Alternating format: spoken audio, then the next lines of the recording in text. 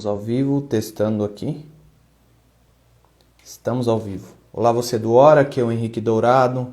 Estamos para mais um devocional diário. Deixa eu anotar aqui. Deixa eu fazer um comentário aqui. Vou deixar devocional. Deixa mais fácil, né? Hoje é o capítulo 4.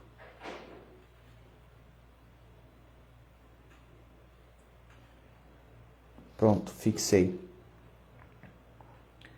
Você que está vendo esse devocional gravado, você pode rolar a barra do tempo para frente, mas é bem curtinho. Como funciona o nosso devocional aqui?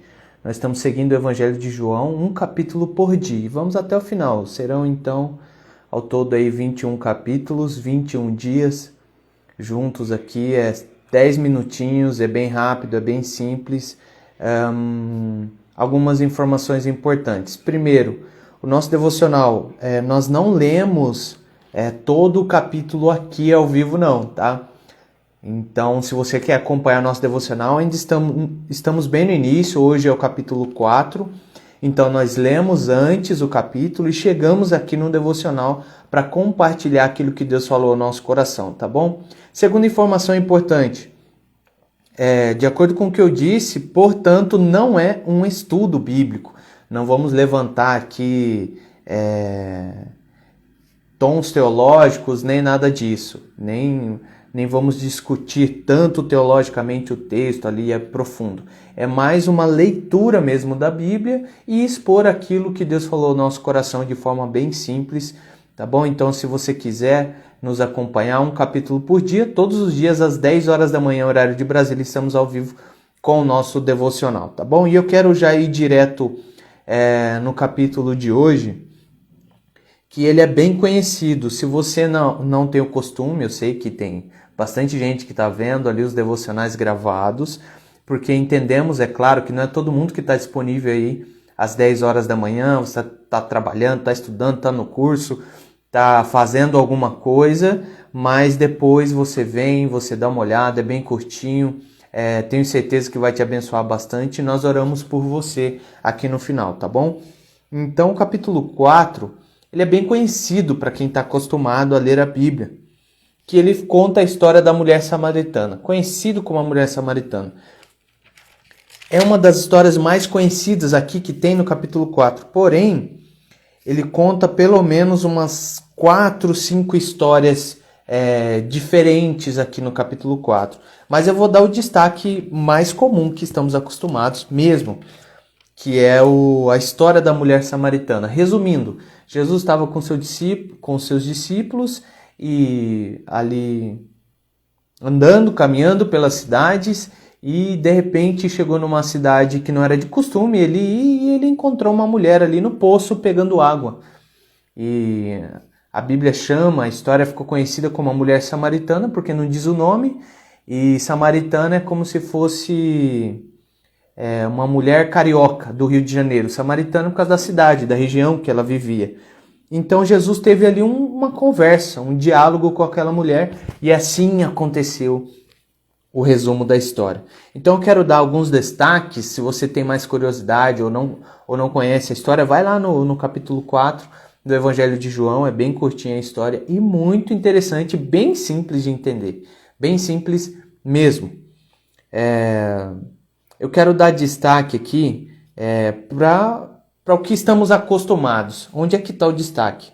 A mulher estava no poço pegando água e Jesus, cansado da viagem, naquele tempo eles não iam de ônibus, de avião, de nada disso, era a pé mesmo naquela época, é lógico. Então ele estava cansado da viagem e ele sentou ali do lado do poço de água esperando a mulher terminar de pegar água, provavelmente para ele beber água, não sei. Mas ele pediu água, ele viu a mulher pegando água, ele estava sentado, cansado, e a Bíblia destaca isso, e ele pediu, me dá um pouco dessa água aí. Aí a mulher falou, mas quem é você para me pedir água? Você não tem nem uma vasilha para pegar água.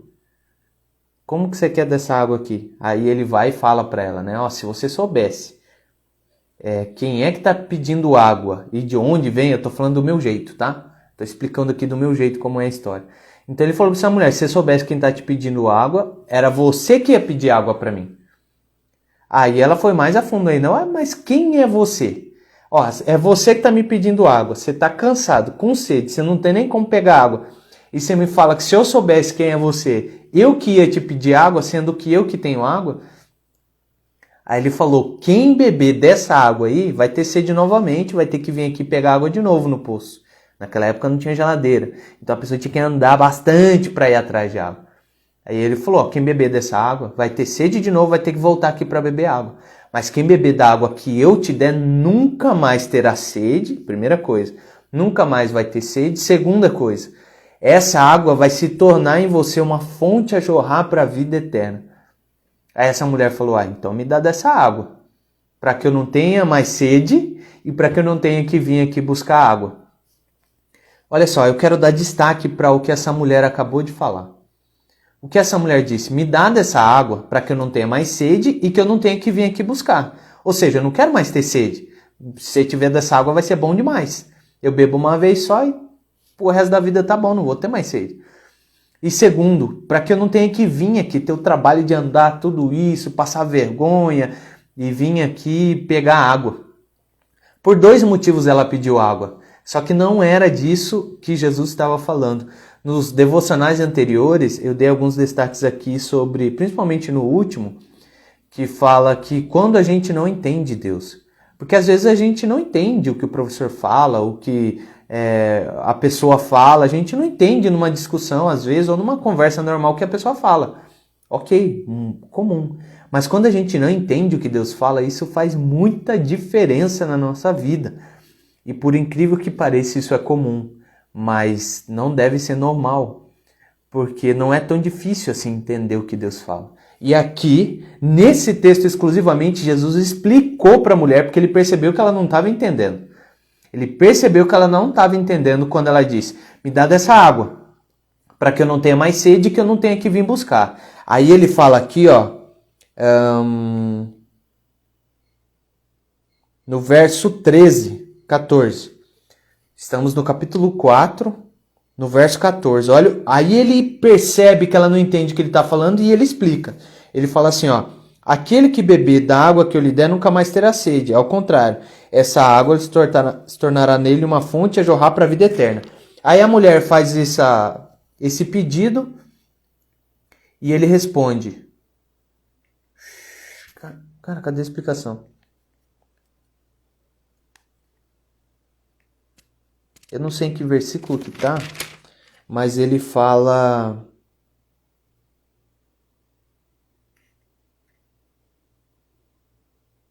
Não achei mais. Mas tá aqui. Tá por aqui. Aí ele fala... Mas quem beber da água e do Espírito...